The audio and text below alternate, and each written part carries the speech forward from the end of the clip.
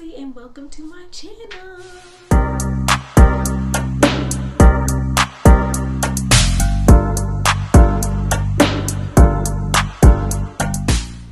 I am so excited that you clicked on this video. As you can tell, I'm kind of very tired. It's the end of the night. It's about 9:15 in Portland, so it's been a long day of work and everything, so I'm very tired, but I really wanted to do this video for you guys tonight before I went to bed. So yes, I'm here. I know you guys see my lovely mannequins back here, and I will explain to you soon what they are doing. But as you can see by the title, we will be talking about Hosea and Gomer today. I am so pumped about that, and I have this huge obsession with them for some reason, so I just really want to share with you guys what I have learned. So if you don't know anything about Hosea and Gomer and you are really interested to hear more about them, we're gonna get into it. So let's get into the video. Bam. All right, so let's go ahead and start off with Hosea. He was a prophet in the Bible. I have my Bible here, so I'm gonna be referring to it. And this Bible is so cute. If you haven't seen it, it's an inspired creative journaling Bible. Not sponsored, but you guys should get one. Definitely a bomb Bible. You can color in it. As you can see, I haven't colored in this one yet, in this specific book, but yeah, it's amazing. So I'll be referring to my Bible from time to time, just so you guys know I'm not tripping, okay? And there'll probably be like 2 parts to this video because it's a lot to unpack, and I won't be talking about all of Hosea. Normally these storytelling videos will be for you guys to get excited and want to go check out more on your own. So what I'm going to be talking about will be found in Hosea chapter 1, 2, and 3. So yeah, there'll probably be 2 parts to this video. One released this week, one released next week. Yeah, we'll see. So like I said, Hosea was a prophet in the Bible. And you know, God decided to tell him that, you know, I really want you to get a prostitute as a wife. Now, for those of you who know what a prostitute is, you would be concerned. For Hosea, I was. So we're gonna go ahead first and look at the definition of a prostitute. A prostitute: putting oneself or one's talent to an unworthy or corrupt use or purpose for the sake of personal or financial gain. And if you didn't get that, I will put it down below so you can reread it for yourself. Meaning, we are all prostitutes. Let that sink in. Again, reread it. Putting oneself or one's talents to an unworthy or corrupt use or purpose for the sake of personal and financial gain. That's something that we all do every single day. I dare you to try and discredit me on that. Okay? So, as you know, he found a wife. Her name was Gomer. She was a prostitute, and you know, she was out doing her thing. So Hosea married Gomer, and they had 3 kids. 3. Remember that. 3 kids. Their names were Jezreel, which means God will sow, Lo Ruhama, which means not loved, and Lo Ami, which means not my people. Okay? So he went out, he married a prostitute woman, and then they had 3 kids. Now, we're gonna skip to Hosea 2. That was literally all of Hosea chapter 1. There was not that much that you guys need to know other than that. He married a prostitute, and yeah, go back and reread it though, because it's amazing.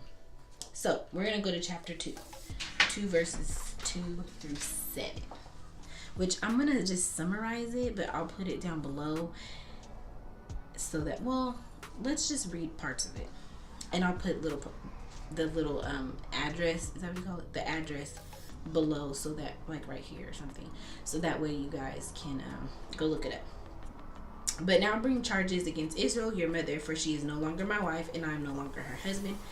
Tell her to remove the prostitute's makeup from her face and the clothing that exposes her breasts. Otherwise, I will strip her as naked as she was on the day she was born. I will leave her to die of thirst, as in a dry and barren wilderness, and I will not love her children, for they were conceived in prostitution. Their mother is a shameless prostitute and became pregnant in a shameful way. She said, I'll run after other lovers and sell myself to them for food and water, for clothing of wool and linen, and for olive oil and drinks. For this reason, I will fence her in with thorn bushes. I will block her path of the wall to make her lose her way. When she runs after her lovers, she won't be able to catch them. She will search for them, but not find them. Then she will think, I might as well return to my husband, for I was better off with him than I am now. So, to summarize that, he pretty much just said that God will strip them of everything he gave them until they start to recognize they need him. That's what that said.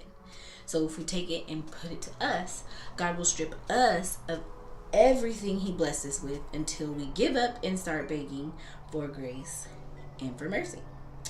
And sometimes I feel like a lot of people get uncomfortable, and that's the correct word. And I'm saying this because, and I will put the definition of uncomfortable. I'm saying this because we get to a place in a season in our lives where we feel like God is not hearing us. And it's not that he's not there, because he's hearing us. He's listening to us. He hears everything that we're saying, but we don't like what he's saying, so we get uncomfortable. And when we get uncomfortable, we start to do other things and ask other people for help instead of going to God and the source of where that uncomfortability, or whatever, I don't think that's a word, but you know what I'm saying, where that comes from. He has to put us in uncomfortable positions, because when we get too comfortable, we start to believe we don't need him anymore, which is true, because I do it all the time. I get to this place where I'm like, oh, I'm good, I'm Gucci, I'm good, I don't need to ask God for nothing. But you know what? It's a lie. So we're gonna go ahead and go to verse 8 through 13, which I'm going to use my mannequins for. And honestly, I'm going to summarize this part. I'm really not going to read through it, but I'll put the address again down on the bottom so that you guys can go look for it. So pretty much in 8 through 14, did I say 8 through 14? 8 through 13, we talk about how we tend to run to others to fix things for us instead of going to the source, going to God for what it is that we're having issues with. So let's look at mannequin number 1. This is a woman. We're gonna call her Gomer. She's guilty, obviously. Obviously, she's guilty.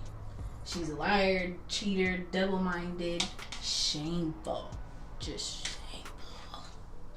A wanderer, brokenness, worthless, defeated, sinful, right? And she's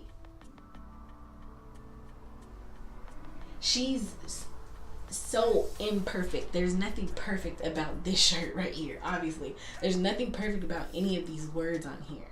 And then over here, we have this person, this who we're going to say is Hosea, or in our, if we're going to put it to ourselves, which we'll put it to ourselves, this will represent us, this will represent God. So God's clean. There's nothing imperfect about him. He's a perfect being. So God has covered us. And pretend that this is clothes. It takes too much to try and put Susie together. And yes, her name is Susie. Anyway, God has covered all of this guiltiness and double-mindedness and things that are not perfect. He's covered. God has covered these things and has covered them with forgiveness, with love, with wholeness, with grace, and with completeness, right? But in this section of chapter 2, God is saying, well, at this point, I'm tired of asking Israel to please serve me and stop serving Baal. What is it about Baal that you love so much? He's a statue. He can't do anything for you. Please come to me. God is tired. He's tired of covering you. So this section of the chapter 2 pretty much says, I will strip you of everything I've given you and take it back. So literally, he's stripping us.